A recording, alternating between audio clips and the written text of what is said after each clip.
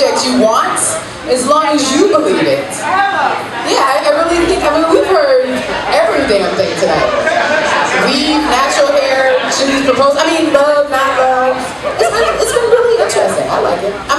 My arsenal ranges from roaches to periods. So, it's like, the period poem, that's your favorite. Who else said yes? Who else knows that poem? What? Let's hear it. You want to hear the period poem? Yeah.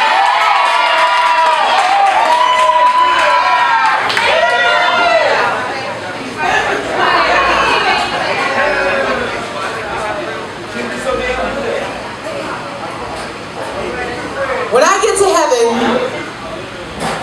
all right, brothers, repeat after me. This poem has nothing to do with me. Has nothing to do with me. Except for the little part about fucking in the shower. When I get to heaven, I am kicking Eve's ass. Bitch, God said don't touch the motherfucking apple.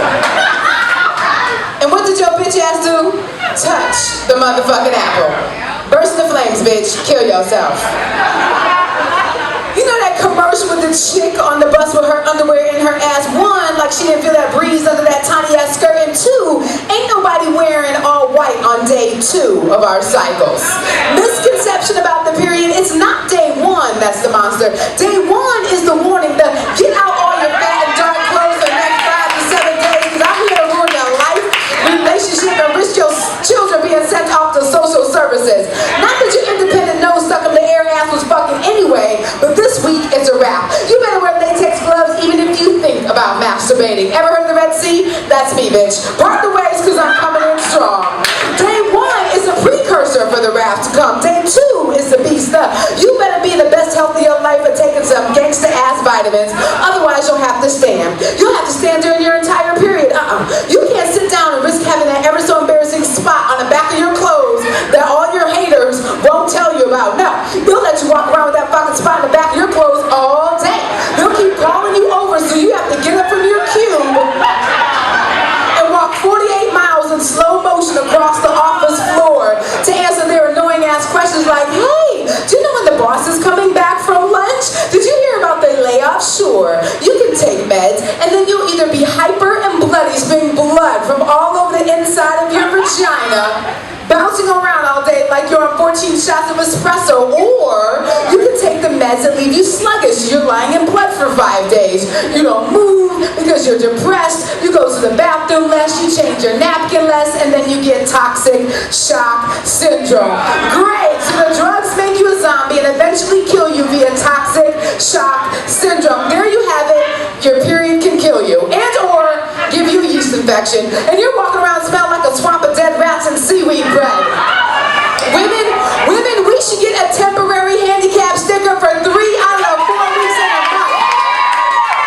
We are not on our periods for 5 days. No way, motherfuckers. We're on our periods for 3 whole weeks. The week before our period, this is the week we eat everything in the house, and then we scream at everyone for breathing, and then you cry. You cry about everything, and you start to pair things that don't even go together. Like you're crying because Oprah is on and you can't find your car keys. And even though Oprah's show has nothing to do with relationships today, you've now decided to end your perfectly good relationship because your car keys symbolize your inability to mobilize on your own. And now you feel dependent on your car and gas. And since your credit score is fucked up, you think you're a loser, and you're walking down your block crying mascara, streak your shirt, wrinkle the room from wiping your eyes because using tissue is killing trees in Atlanta, and you're afraid the little boy across the street dying of cancer won't be able to breathe. Keys in hand, tether shirt, melted makeup, and barefoot because now you're vegan. You head to the bus stop, and you've never really taken a bus before, and it begins to pour. Not just regular rain, pour. And you're laughing hysterically because someone told you rain is God's way of blessing you. So you're cupping in the rain with your hands spinning around in circles, knocking over small children, stepping on animals. Folk at the bus stop are slowly backing away from you. During the week of blood, whenever speaking with someone, use an old supermodel's trick and stand with your right hand leg behind you to peel off 10 pounds by pure illusion. Try not to have short conversations. People will wonder why you're standing with one leg back, sucking in your stomach while you bang your eyes, holding a gym bag.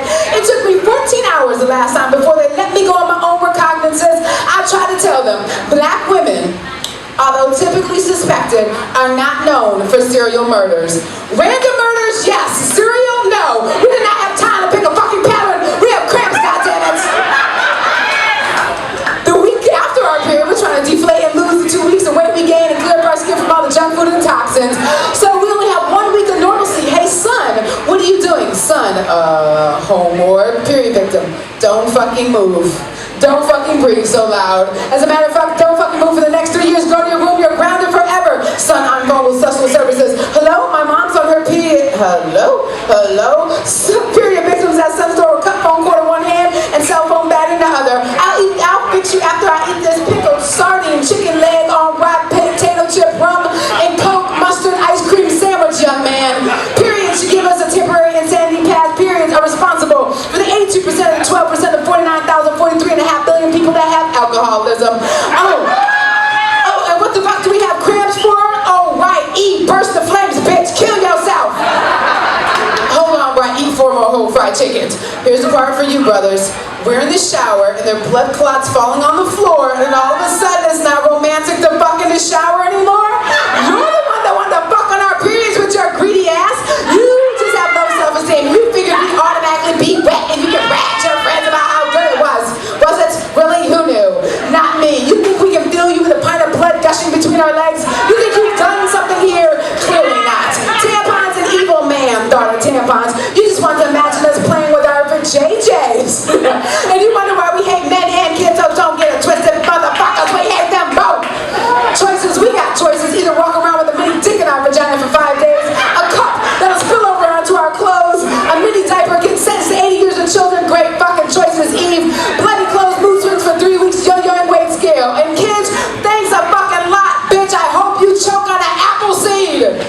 Those commercials are a joke. Happy women all wearing white, standing up at a party, at a club, or at a date. Oh, and then of course you have the entire neighborhood of cats in your backyard on top of your roof and under your car trying to trap the mice and rats your dry blood has lured them to. Now Peter is at my door talking about how I got bad luck for 9 years. I show up my shrink and my shrink says that I'm making up the buzzards in the trees and gives me Seroquel XR for schizophrenia.